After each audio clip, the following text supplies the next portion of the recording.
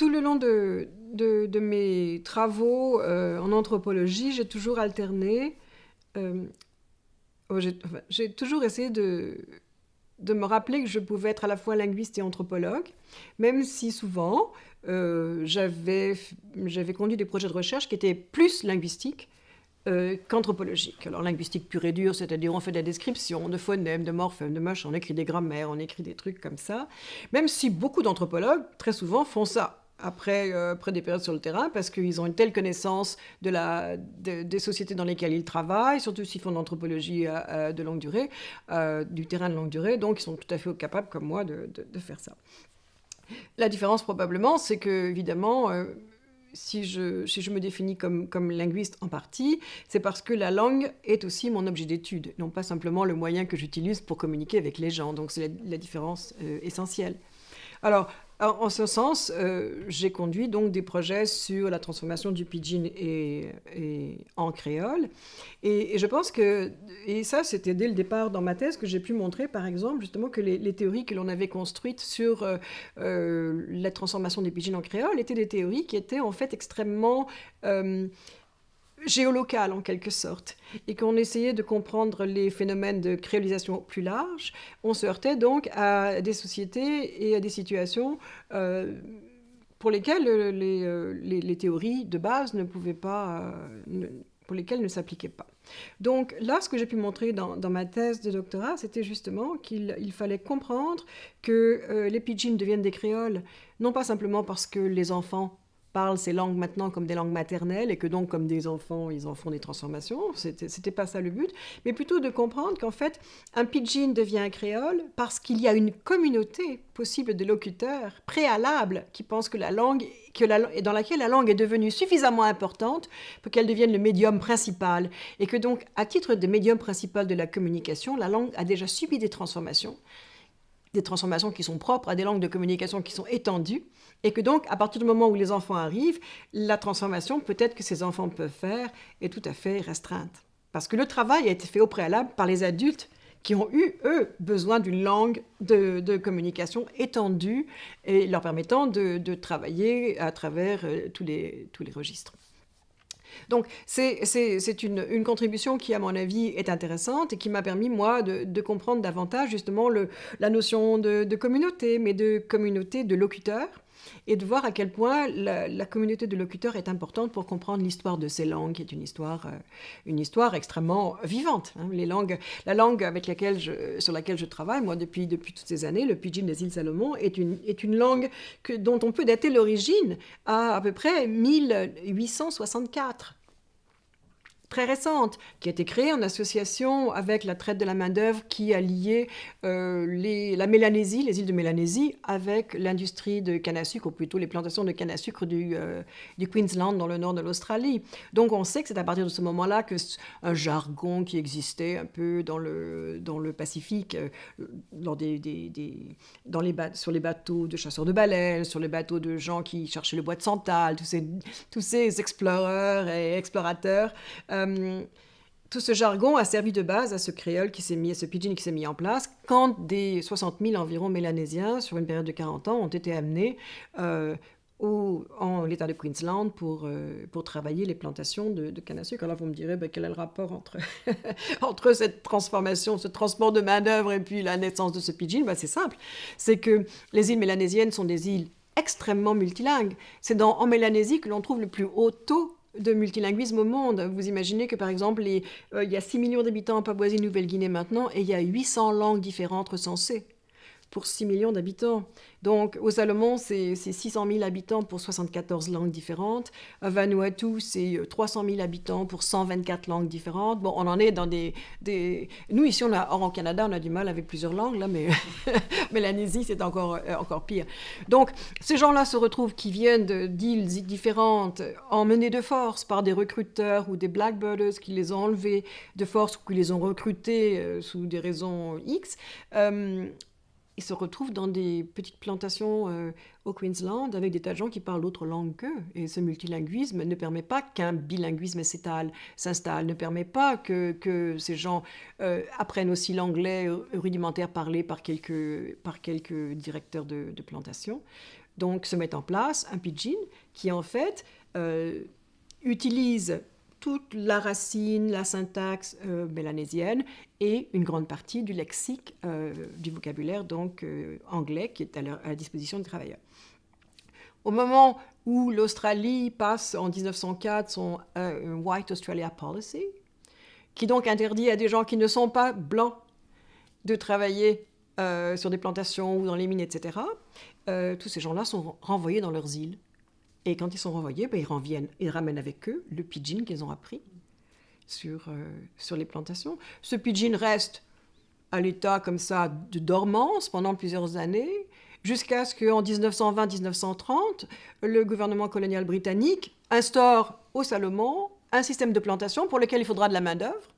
Et les premiers à s'engager dans ce système de plantation locale, ce sont ceux qui sont revenus de Queensland, qui ont déjà l'expérience du travail des plantations avec des Blancs, qui ont déjà aussi la connaissance du pidgin. Et le pidgin est réactivé et relocalisé en quelque sorte. Donc c'est une jeune langue, là, on en connaît l'histoire. Alors c'est fabuleux de pouvoir documenter le début et documenter la transformation de cette langue-là, qui maintenant devient une langue à part entière, puisque ce n'est plus simplement la langue seconde d'adultes qui auraient en plus leur propre langue maternelle mélanésienne, mais c'est devenu maintenant la langue maternelle de 2 générations de citadins, qui ne parlent que ça. C'est la seule langue qu'ils connaissent et ils apprennent l'anglais à l'école. Donc on a... et là, c'est très intéressant aussi d'un point de vue de linguistique anthropologique, parce qu'on voit ici le glissement de pouvoir au fur et à mesure des générations, qui passe des gens qui étaient dans l'ancien temps, avant la colonisation, mais à la colonisation aussi, sous la colonisation, des gens qui étaient bilingues ou multilingues, ils parlaient ou leur langue vernaculaire, plus la langue vernaculaire des gens à côté, leurs voisins, plus l'anglais quand ils l'avaient appris à l'école, plus le pidgin qui était nécessaire pour circuler, donc du multilinguisme, qui maintenant en ville devient de plus en plus un bilinguisme qui comprend le pidgin et l'anglais uniquement. Alors, il y a toute une transformation là. Et alors, donc, le pouvoir passe de ces gens qui étaient multilingues, les anciens chefs et les anciens, à des gens qui sont maintenant des chefs locaux, urbains, mais qui sont uniquement bilingues. Alors ça, c'est aussi un changement linguistique intéressant. Et je pense que de pouvoir travailler à la fois sur la dimension beaucoup plus sociale de cette transformation et la dimension linguistique de cette transformation, ça me permet de comprendre un peu comment tous ces chaînages se font. Alors, de temps en temps, comme beaucoup d'entre nous, anthropologues qui avons une spécialité autre que l'anthropologie culturelle pure et dure, des fois, on a l'impression qu'on est un peu à cheval entre 2 chaises. Moi, je travaille avec la linguistique puis avec l'anthropologie, puis j'ai l'impression de n'être adéquate ni dans l'une ni dans l'autre. C'est l'impression qu'on est toujours en retard d'un wagon, en retard d'un métro, en quelque sorte, qu'on n'a jamais lu assez dans tous les domaines. Donc, quand je suis à jour en linguistique créole, j'ai pris du retard en anthropologie, c'est garanti. De toute façon, je suis toujours en retard. Mais aussi, et quand je pense être un peu à jour finalement dans le domaine de l'anthropologie culturelle dans laquelle je suis plus ou moins spécialisée. Alors là, j'ai perdu pied dans la linguistique qui correspond aussi à mon champ d'expertise. Donc on est constamment dans un système de va-et-vient entre 2 disciplines, on n'est jamais complètement à jour et on a du mal à les garder en équilibre tous les deux. Mais je pense que les gens comme nous, qui travaillons à cheval sur des disciplines, on est vraiment des passe-murailles, ce que j'appelle des passe-murailles. Et ce terme de passe-muraille fait référence évidemment au petit conte de Marcel Aimé, le passe-muraille, ce personnage un petit peu inquiétant, qui a la capacité de passer entre les murs et qui donc se mêle de la vie des uns d'un côté et de la vie des autres de l'autre côté du mur, et un personnage vraiment un peu inquiétant et un peu transgressif en quelque sorte, et qui un jour se retrouve coincé dans le mur. Alors il est coincé dans le mur et puis il ne peut plus bouger. Alors peut-être que pour des gens comme nous, passons d'une discipline à l'autre, peut-être que l'idéal, ce serait exactement de trouver un moyen de rester dans le mur, de rester coincé dans le mur. Mais je ne sais pas si c'est possible. Des fois, j'ai vraiment l'impression d'écrire des articles qui sont ou trop anthropologiques ou trop linguistiques, et des fois, un jour, j'arriverai peut-être à écrire l'article parfait qui serait dans le mur. Et là, bon, je sais pas. En tout cas, je me fais un peu cette réflexion-là. Mais c'est quand même l'avantage, effectivement, c'est de pouvoir aborder des questions sous des angles différents. De travailler avec deux disciplines, on étudie une question avec deux champs théoriques différents, avec deux ou trois, comme on veut, et ça ouvre des perspectives d'analyse qui sont vraiment différentes. En anthropologie linguistique contemporaine, il y a plusieurs débats qui sont maintenant un petit peu dépassés, mais le titre lui-même de la sous-discipline anthropologique a changé. Le nom, au début, on parlait d'ethnolinguistique. Alors l'ethnolinguistique, c'était l'anthropologie linguistique à la Boas, à la Sapir, Worf. Et ça a donné lieu à une production extrêmement riche, mais de gens qui s'intéressaient justement à l'essence de la linguistique de la société. Et ce que l'anthropologie pouvait en tirer. Et puis, après, on est passé à une époque où on parlait de linguistique anthropologique. Alors là, on mettait l'accent sur la linguistique et sur la description de la langue, et on essayait de comprendre les corrélats sociaux de la description de cette langue que l'on décrivait comme ça. Et finalement, on en est rendu maintenant à la partie la plus récente, je crois, qui est en fait de l'anthropologie linguistique. Autrement dit, on fait de l'anthropologie économique, de l'anthropologie historique, de l'anthropologie, et là, on a mis la linguistique en anthropologie au même plan que les autres approches de l'anthropologie culturelle. Donc, on fait l'anthropologie linguistique. On se sert de la linguistique pour comprendre la culture. C'est un peu dire. Alors, je crois que je me situe davantage dans cette perspective d'anthropologie linguistique, et c'est pour ça que je tiens à pouvoir passer de l'une à l'autre. Mais là, il y a aussi le fait que dans l'anthropologie linguistique, il y a différents sous-groupes, différents champs d'études qui sont mieux connus des anthropologues culturels en général. Quand on demande aux anthropologues culturels qu'est-ce qu'ils lisent en anthropologie linguistique, ils ont tous lu Sapir et Worf, voilà. Et puis là, pour certains, ils ont fait le tour de la question. Et puis il y en a d'autres qui s'intéressent aussi aux langues pidgin et aux langues créoles, ou qui en parlent un petit peu. Voilà. Ah oui, il y a les études créoles aussi, c'est vrai, c'est bien. Bon.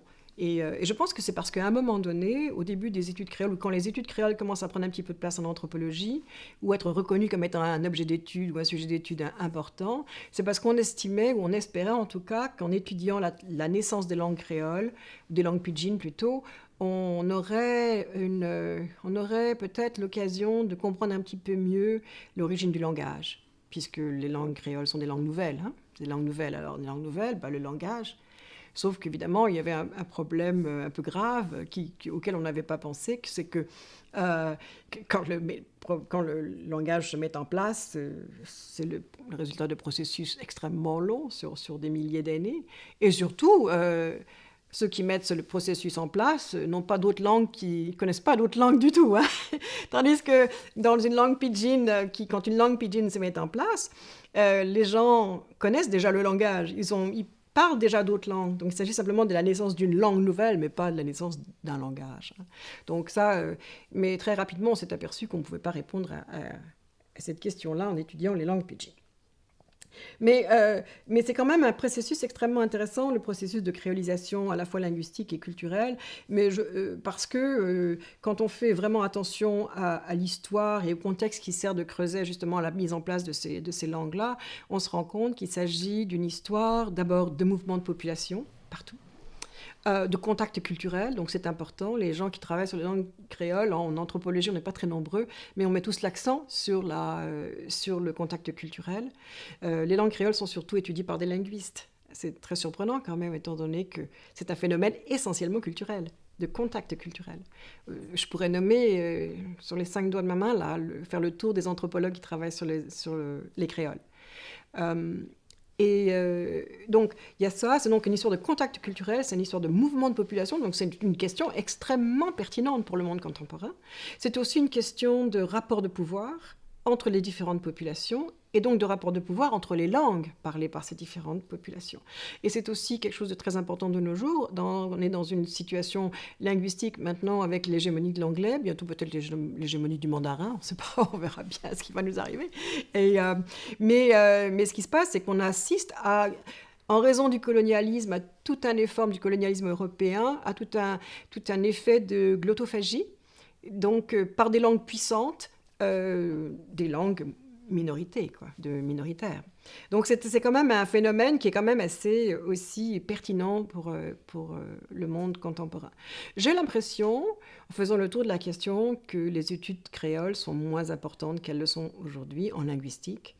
En anthropologie, elles ont pris un tour un petit peu différent, en ce sens que, avec les travaux de Lee Drummond et de Ulf Hannertz, on s'est posé la question de la pertinence du modèle de créolisation linguistique pour comprendre certains types de phénomènes de changement culturel liés au contact. Et dans un article très célèbre, Ulf Hannertz a proposé dans Le Monde en créolisation, là qu'il a écrit The World in Creolisation, écrit dans Africa, dans les années 87, je crois, qu'en fait, on pouvait imaginer que le monde, en raison de la globalisation, était en train de se créoliser. Autrement dit, il y avait un tel brassage de culture, un tel brassage d'idéologie, un tel brassage de formes sociales, et qu'il y avait la possibilité d'imaginer que de nouvelles formes allaient se créer. Alors, c'est un article qui a eu beaucoup de succès, qui a été cité à droite et à droite pour le soutenir, à gauche pour le dénoncer, et il a été dénoncé, entre autres, par des gens comme Jonathan Friedman, qui refusaient d'imaginer que l'on puisse avoir des cultures créolisées, simplement parce que penser qu'une culture pouvait être créolisée, c'est imaginer qu'il y a eu un jour une culture pure, qui n'ait pas été créolisée. Parce que le modèle de créolisation et le modèle d'hybridité est un modèle qui mettait l'emphase, en tout cas dans l'anthropologie physique, sur le concept de pureté, hein, les formes pures, les formes hybrides, on les connaît. Donc, mais les gens qui avaient en quelque sorte embarqué dans le projet de créolisation tel que défini par Ulf Hannertz, n'imaginaient pas du tout qu'il ait pu avoir des cultures pures. Ce n'était pas du tout le but du jeu. Le but, c'était d'arriver à trouver une façon de décrire le type de changement culturel auquel on assistait de nos jours, dans certaines parties du monde où il se passait de plus en plus rapidement. Donc il fallait arriver à décrire des processus de changement, et non pas le résultat du changement. Le résultat ne nous intéresse pas. Ce qui nous intéresse, c'est les processus qui se mettent en place et qui nous permettent de comprendre. Alors, il y a eu, parmi les autres détracteurs du concept de créolisation utilisé largement, on trouve des gens qui travaillaient dans les Caraïbes, surtout des anthropologues des Caraïbes et des linguistes des Caraïbes qui disaient non, le concept de créolisation est un concept qui est vraiment géolocal et qui est aussi très historicisé. Autrement dit, la créolisation a lieu dans les Caraïbes, à un moment X de l'histoire des Caraïbes, et ce moment X est un moment qui met en place des relations hégémoniques entre certains groupes de travailleurs et certains dirigeants de plantations ou membres de l'administration coloniale, et qu'on ne peut pas donc appliquer ce concept de créolisation à droite et à gauche sans tenir compte justement de ce contexte politique et géographique, et que donc les processus qui se passent ailleurs, qui pourraient être créolisés, n'en sont pas. Donc il y a une bataille de querelles, de clocher, là, non, c'est moi qui ai la vraie créolisation, non, vous avez une fausse créolisation, on voit ce genre de bataille que l'on voit partout ailleurs. Et il me semble que, en fait, dans un article que j'ai écrit il n'y a pas très longtemps, je ne sais plus pour quelle encyclopédie, j'ai aussi essayé de faire la part des choses entre ces différents courants pour arriver, en fait, à poser la question suivante. En dehors du processus de créolisation, si on veut que le concept de créolisation soit utile, il faut arriver à l'utiliser d'une façon qui soit avec un sens qui est différent simplement de celui que l'on donne au mot changement social. Okay. Si on parle de créolisation simplement pour parler de changement social, on perd son temps. Voilà. Il faut arriver aussi à distinguer le mot métissage du mot créolisation, le mot hybridité du mot créolisation. Est-ce que ça vaut la peine de passer autant de temps et autant de lignes à essayer de diviser, de raffiner ces... Bon, chacun va midi à sa porte, c'est pas grave. Mais la question fondamentale, une fois qu'on est arrivé à décider qu'il s'agit d'un processus de changement, la question est la suivante.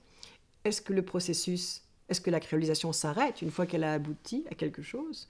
ou est-ce qu'elle continue tout le temps? Autrement dit, est-ce que c'est un mouvement perpétuel? Et je donne toujours à mes étudiants, quand j'explique ça, parce que je fais un séminaire de doctorat cette année sur la créolisation et le métissage, et je dis, imaginez, vous faites couler un bain, puis vous y mettez du savon à bain, là, du bulle, là, comment ça s'appelle, je sais pas quoi, là, du mousse, du bain mousse, là. Vous en mettez là dans votre truc, et puis ça mousse, et puis ça mousse, et puis ça mousse, c'est la créolisation, ça mousse, ça mousse, ça mousse, toujours plus de culture, toujours plus de bulles. Et puis là, ben, vous êtes dans votre bain. Et puis là, l'eau refroidit. Et puis là, les bulles s'écrasent. Est-ce que la créolisation s'arrête? Le bain à la bonne température, il est bien, c'est fini. Il est devenu normal, en quelque sorte. Alors, est-ce qu'il y a des phases d'expansion de la créolisation, des phases de refroidissement, des phases qui continuent? Tout ça, ces choses, ce sont des questions que l'on ne s'est jamais vraiment posées. Hein? Alors, si on veut vraiment que le concept soit viable, il faut voir les contextes dans lesquels il peut s'appliquer. Il faut voir, en quelque sorte, il nous fait avancer de façon heuristique pour définir l'état des choses telles qu'on les décrit. Et il faut voir quelles sont les conditions de son existence. Quelles sont les conditions de son existence. Hein? Et bon, c'est tout. Dans mon approche, qui est une approche essentiellement tournée vers l'étude du changement, soit le changement linguistique, soit le changement culturel, soit le changement alimentaire, qui participe de même type de changement, il y a quand même des figures d'anthropologie ou sociologie qui m'ont marqué, qui m'ont amené vers ça. D'abord, je veux dire que j'avais été initiée à ces questions de changement, donc comme je l'avais souligné au début, par les cours de Gillian Sankoff et de Bernard Bernier, qui eux déjà étaient dans une approche qui essayait justement de comprendre les transformations et sociales et culturelles qu'ils étudiaient. Et moi, j'avoue que c'est une approche qui m'a beaucoup marquée. Comme beaucoup d'anthropologues qui s'intéressent à ces questions-là, moi, j'ai été surtout impressionnée au début par Max Weber, pour tous ses travaux sur l'historicité des choses. Là, et c'est ça qui m'avait beaucoup... et c'est vrai que dans ma recherche, dans ma façon d'écrire, j'essaie toujours de me poser la question sur... l'avant et l'après des choses, et de comprendre ça dans une trajectoire, le phénomène que j'observe dans une trajectoire de transformation. Donc ça, c'est vraiment l'auteur qui m'avait au début le plus impressionné. Et puis après, évidemment, très tôt, dans les cours de Gillian Sankoff, j'avais été exposée aux travaux de Bourdieu sur non seulement la distinction, bien sûr, mais aussi sur ce que parler veut dire. Tout le symbolisme linguistique et l'idéologie linguistique à la française, en fait, qui précède les travaux de Michael Silverstein aux États-Unis. Les Américains, on a l'impression que c'est eux qui ont inventé l'idéologie linguistique, mais c'est Bourdieu qui en a parlé en ces termes dès le départ, hein, qui montre les rapports de pouvoir qui sont à la base du monde de la production des signes linguistiques. Donc ça m'avait beaucoup marqué. Et j'avais aussi beaucoup aimé... dans Bourdieu, la notion de structure, j'en parle toujours dans mes cours de Bourdieu, et ces structures structurantes, là, on en parle toujours. Mais ce qui est bien, c'est dire qu'il y a les structures et la possibilité de transformation de ces structures. Alors ça, donc quand on dit qu'il est je sais pas, structuraliste, je veux bien, à cause des structures, mais il y a quelque chose qu'il ajoute qui est vraiment le dynamique de la transformation, et c'est ça que j'ai beaucoup aimé dans Bourdieu. Donc je me sers beaucoup de Bourdieu pour l'étude du langage, l'étude de l'idéologie linguistique, l'étude des rapports de force qui sont à la base de la production linguistique, à mon avis, et qui sont aussi à la base de la production culturelle. Bon, bien sûr, on est tous influencés peut-être plus ou moins par les travaux de Michel Foucault, mais pas autant pour moi que par ceux de Bourdieu, parce que Bourdieu est plus proche du terrain. Alors moi, j'aime lire les articles de Bourdieu, même si je trouve ou les textes, même si c'est imbuvable parce que c'est des phrases très longues. Je me rappelle, la première page de la distinction, c'est une phrase. Hein. Vous avez lu la distinction, là. La première page en français, c'est une phrase. On arrive, voilà, on ne sait plus où on en est, et je dis toujours à mes étudiants, lisez la distinction en anglais, parce que la traduction est merveilleuse. Au moins, vous allez comprendre. Donc, Ça, mais c'est pas grave parce que c'est l'accent mis sur les structures qui se transforment, sur les conditions matérielles des choses, sur les rapports de pouvoir, la culture comme étant le résultat de relations, oui, vraiment de force et de pouvoir dans beaucoup de cas. Donc, ce que j'ai aimé, c'est donc j'ai aimé pour ça Bourdieu, j'utilise tout le temps dans mes cours, même pour la nourriture. Il n'y a pas très longtemps, j'ai fait un cours justement sur les classes sociales. Et j'ai montré la question de distinction, comment elle peut s'opérer dans l'alimentation, et par exemple pour l'origine des manières de table, en utilisant aussi Norbert Elias sur l'origine de la civilisation, là, sur les manières de table. Et alors on comprend très bien à ce moment-là, quand on utilise ces deux auteurs-là, la place des manières de table dans la création des classes sociales, dans leur reproduction, dans aussi l'effort qui est fait pour embarrasser ceux qui ne font pas partie du groupe, hein, parce que un des résultats justement de cette civilisation à la Elias, c'est en fait de créer une exclusivité qui va permettre de se démarquer de l'autre en l'embarrassant. Il y a un exemple qui est fabuleux justement, que j'ai montré à mes étudiants il n'y a pas très longtemps. Je ne sais pas si vous vous rappelez, quand le président Obama est allé rendre visite à la reine d'Angleterre, il y a quelques années, 3 ou 4 ans, je ne sais pas quand. Et alors il est là à Buckingham Palace avec sa femme, et là c'est le moment pour lui de porter un toast. Et alors il porte un toast, et puis là, dans l'élan, il dit « Alors, joignez-moi, je vous demande de vous joindre à moi, et de lever votre verre à la santé de la reine. » Alors là, je ne sais pas ce qui s'est passé, mais le fait de lever le verre a probablement lancé un signal au chef d'orchestre qui s'est mis à jouer The God Save the Queen. Alors tout le monde s'est levé, évidemment, parce que c'était The God Save the Queen. Même la reine, je ne sais pas pourquoi elle s'est levée, parce que normalement elle ne devrait pas se lever, enfin j'en sais rien. Et lui, il est là, et pendant que le God Save the Queen joue, et là, il est avec son verre et il continue à parler. Parce qu'il porte un toast à la reine. Mais là, il est en train... Alors, et là, il arrive à la fin de son discours, il a le verre à la main, il regarde, personne n'a de verre dans la main, la reine, elle n'a pas pris son verre. Donc là, il est complètement embarrassé, il ne sait plus trop quoi faire. Alors il pose son verre, puis là, on attend la fin du God Save the Queen, et finalement, là, elle prend son verre, et elle le trinque avec lui. Mais là, c'est un moment d'embarrassement qui va rester dans l'histoire des embarrassements liés au protocole, hein, parce que là, il a fait une erreur. Je ne sais pas où était le chef du protocole ce jour-là, de ne pas lui avoir dit, quand le God Save the Queen joue, on ne parle pas. Mais en fait, et là, la reine, elle a décidé qu'elle n'allait pas l'aider.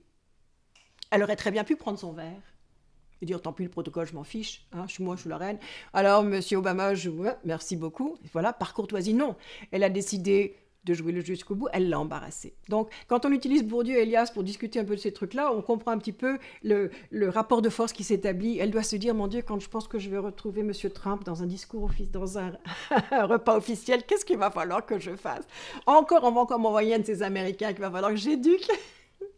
Enfin bref, pour tout ça pour dire que, bon, avec Bourdieu et Elias, on arrive à comprendre ce genre de choses-là. L'autre personne qui m'a beaucoup impressionnée, c'est Ulf Hernertz. Parce que Ulf Hernertz, c'est pas simplement le Ulf Hernertz du monde en créolisation, c'est aussi le Ulf Hernertz de l'étude de l'urbanisation. Et c'est ça, dans son étude sur New York, et ça c'est vraiment parce que... Et son étude de la complexité culturelle. J'avoue que je suis je réponds vraiment très bien à ce genre d'analyse de son travail, même s'il fait des formes de terrain qui n'ont rien à voir avec ce que je fais moi. Si dans l'analyse de la ville de New York, il l'a fait très bien. Mais il soulève il a des intuitions extraordinaires sur les rapports sociaux, la complexité culturelle, les transformations, la dynamique, tout ça. Je trouve ça... absolument très très bien.